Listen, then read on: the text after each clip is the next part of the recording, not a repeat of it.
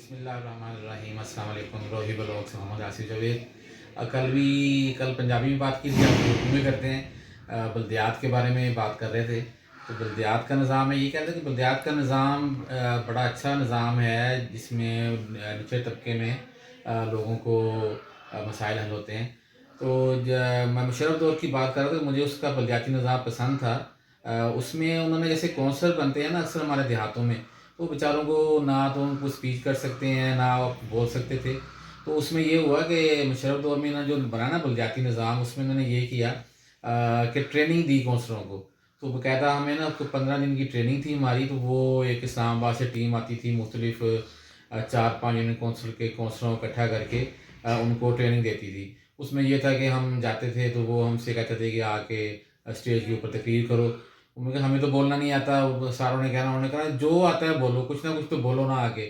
तो वो यानी कि वो उससे हमारी जो स्पीच की पावर थी ना, वो बड़ी लोगों सबको बोलना आया उसके साथ।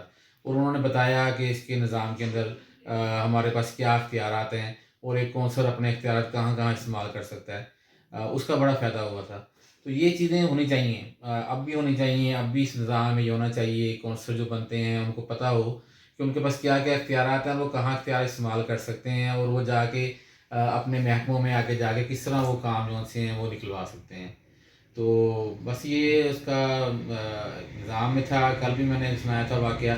वही इस तरह कि जब हम कौंसलर बनने के लिए हमने इलेक्शन में खड़े हुए, तो मुख्तलिफ देहातों में इन्होंने ये कर दिया कि कौंसलर कौन-सा था ना, उसका एक उसमें गलत था कि इन्होंने कौंसलर को ये बना दिया कि वो अगर 30 गाँव की भी यूनियन कौंसिल थी ना, 30 गाँव में मुश्तमिल, तो नाज़िम जिसने बनना है उसने भी 30 गाँव से वोट लेने हैं और जिसने कौंसलर बनना है वो भी 30 गाँव से वोट ले।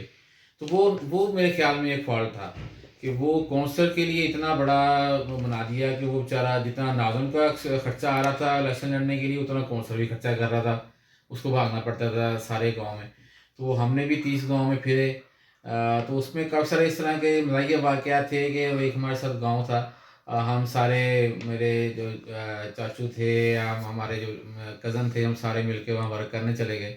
तो कौंसलर के लिए होता है कि वो डोर टू डोर वर्क करता है। तो वो हम वहाँ वर्क करने चले गए, तो वो जनाब हमारे जानने वाले थे सारे गाँव वाले, वो भी साथ-साथ तो गाँव थे। तो उन्होंने बड़ा हमें अच्छा वेलकम किया। तो उन्होंने कहा जी, जिस घर में भी हम जाते, वो कहते जी आप हमारे पास क्यों आ गए वोट माँगने के लिए? इस काम के लिए हमारे पास नहीं आना था। तो वोट आपके पक्के हैं जी, आप हमें बाहर घर से बैठ के काम पे थे तब भी आपके वोट पक्के हैं। तो हमने सारा गाँव फिरा। हम कई 3-4 बजे के गए हुए, रात 11-12 बजे तक हमने डोर टू डोर एक-एक घर में हमने वर्क किया।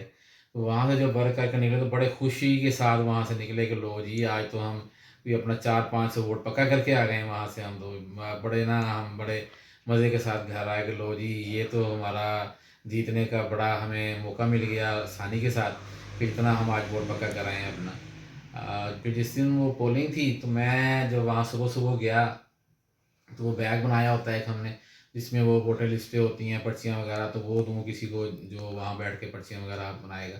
तो मुझे वो बंदा कोई ना मिले। तो वो किसी ने बैग ही नहीं लिया मेरे से।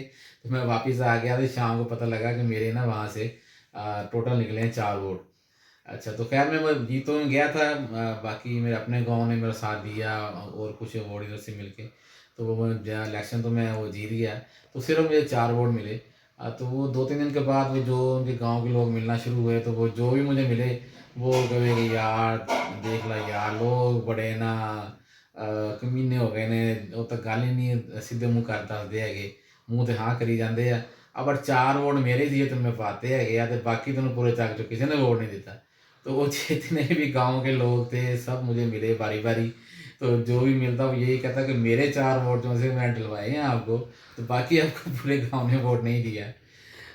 लेकिन वो बात सिर्फ़ यही थी कि निज़ाम अच्छा है, बलदियाती निज़ाम को चलाना चाहिए।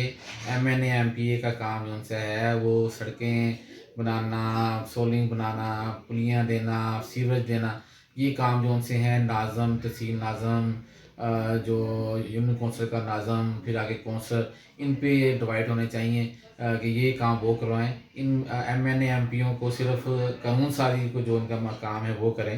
जब इनको कानून साज़ी के लिए रखा गया ना सिर्फ़ इन एमएनए, एमपीओ को, तो ये सारे भाग जाएँगे, ये कहेंगे हमें नाज़िम बनना पसंद है, हम ये नहीं बनेंगे।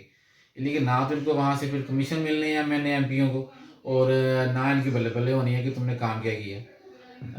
बाकी ये इस तरह ही है, निज़ाम चलता रहता है। इसे आगे देखें कब होते हैं हमारे मुल्क में बलदियाती इलेक्शन।